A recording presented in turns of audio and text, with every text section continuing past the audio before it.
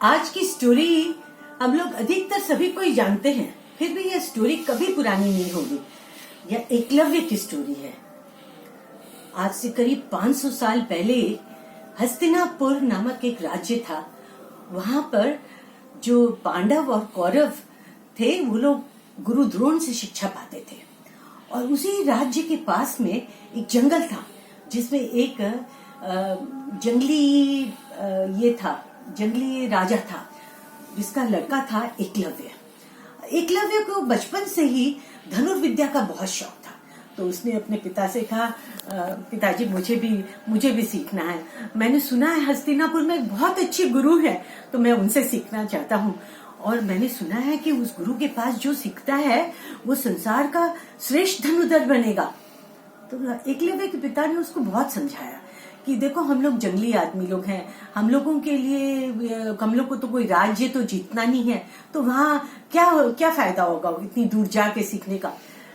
लेकिन एकलव्य नहीं माना।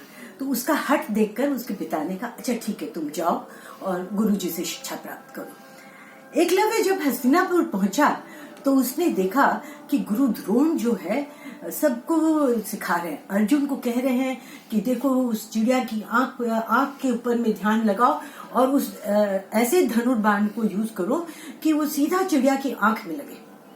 अर्जुन वैसे ही कर रहा है और ठीक वो चिड़िया की आंख को बींध रहा है। तो एकलव्य को बड़ा अच्छा लगा कि अरे, गुरुजी तो बहुत बढ़िया से सिखाते हैं। बस वो पहुंच गया वहां पे। तो जब गुरु द्रोणाचार्य ने एकलव्य को देखा तो उन्होंने कहा कि अरे भाई, तुम कौन हो, कहाँ से आए हो? तो एकलव्य ने बताया, मैं पास के ही जंगल में रहता हूँ और मैं एक जंगली बालक हूँ, मैं आपसे धनुर्विद्या सीखना है। ये सुनते ही सब राजकुमार लोग के तो तेवर ही बदल गए। अर्जुन बड़ा गुस्सा हो गया और बोला कि गुरुजी, आप हम लोग राजकुमार लोग को सिखाते हैं, आप एकलव्य को कैसे सिखाएंगे? तो गुरु द्रोणाचार्य तो धर्म संकट में पड़ गए। वो बोले, हाँ, मैं हूँ तो तुम लोगों का गुरु, तो मैं सबको तो नहीं सिखाता। तो उन्होंने एकलव्य से कहा कि बच्चे, मैं तुम्हें नहीं सिखा सकता क्योंकि तुम दूसरी जाति के हो, तुम भील जाति के हो, तुम अपने जंगल को लौट जाओ, और मैं तो राजकुमारों को ही सिखाता हूँ। एकलव्य ने बहुत मिन्नत की, लेकिन अर्जुन कहने लगा, दफा हो जाओ यहाँ से, तुमको हिम्मत कैसे हुई यहाँ आने की, और ये हमारे गुरु हैं, तुम्हारे गुरु नहीं हो सकते। एकलव्य तो सोचा कि गुरुजी उसको डांटेंगे अर्जुन को कि वो इस तरह से कैसे बात कर रहा है, लेकिन गुरु द्रोण ने अर्जुन को नहीं डांटा और एकलव्य चुपचाप वहां से चला गया। जंगल में जब एकलव्य जा रहा था तो उसका बिल्कुल मन नहीं लग रहा था। उसका मन इतना उदास था, इतना दुखी था वो, कि वो दूसरे जंगल में चला गया, घर नहीं लौटा। और वो वहां जाकर नदी से मिट्टी इकट्ठा करके उसने गुरु द्रोण की एक मूर्ति बनाई। गुरु द्रोण की मूर्ति बनाई, वो एकदम देखने में गुरु द्रोण की तरह लगती थी। और वहां पे एक मैदान के पूरा झुरमुट में अपना एक ऐसी जगह बनाई जहां वो प्रैक्टिस कर सके। और वो अपना धनुर्विद्या लेकर रोज सुबह उठता और अपनी धनुष बाण से प्रैक्टिस करता। इतनी लगन से उसने रोज अभ्यास किया कि थोड़े ही दिनों में वो बहुत अच्छा धनुर्धर बन गया। लेकिन ये बात किसी को मालूम नहीं थी। अब एक दिन क्या हुआ, गुरु द्रोण अपने शिष्यों के साथ, माने अर्जुन, दुर्योधन, सबके साथ में उस जंगल के पास से में कुछ सिखाने के लिए लाए। उन लोगों को प्रैक्टिकल लेसन देने, प्रैक्टिस करने का सेशन था। अब सब बच्चे लोग जब कर रहे थे प्रैक्टिस, तो अचानक उन लोगों ने देखा कि कुछ कुत्ते की भौंकने की आवाज है और थोड़ी देर में वो आवाज बंद हो गई।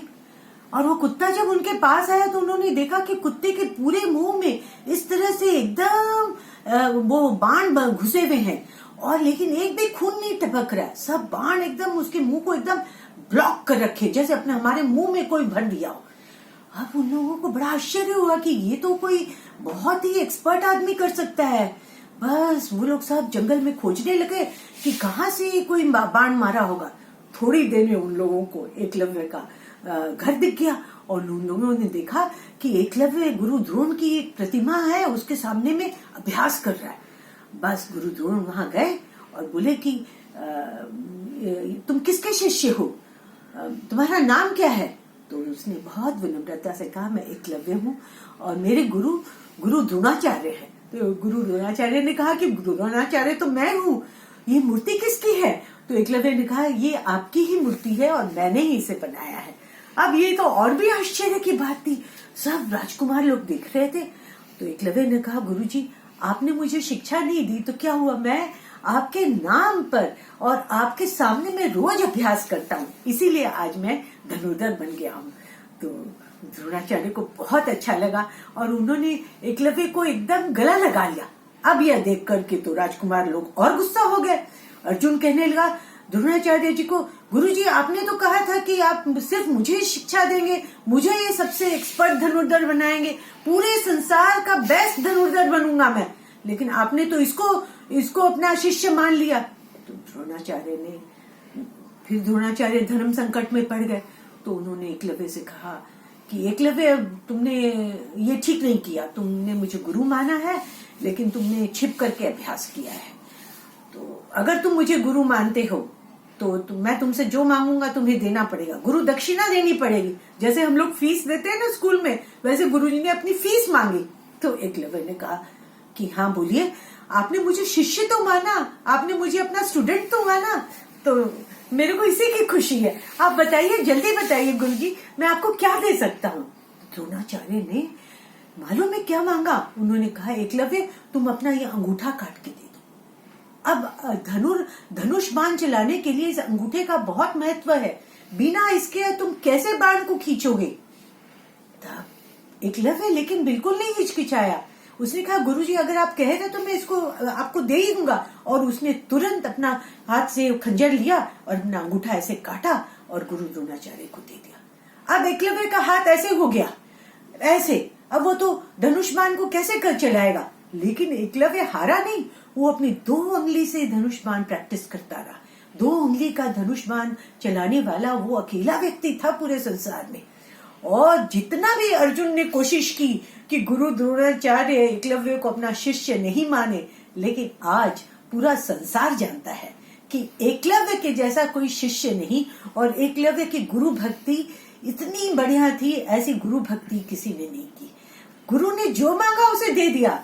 तो बच्चों तुम लोग भी समझो कि एक गुरु जो है उसका क्या इंपॉर्टेंस होता है हमारी लाइफ में। अगर गुरुजी हमसे कुछ मांगते हैं तो हमें जरूर देना चाहिए, और उनसे शिक्षा प्राप्त करने के लिए सबसे जरूरी क्या है? अभ्यास करना, लगन भी और अभ्यास भी, तभी तुम अच्छी शिक्षा प्राप्त कर सकते हो।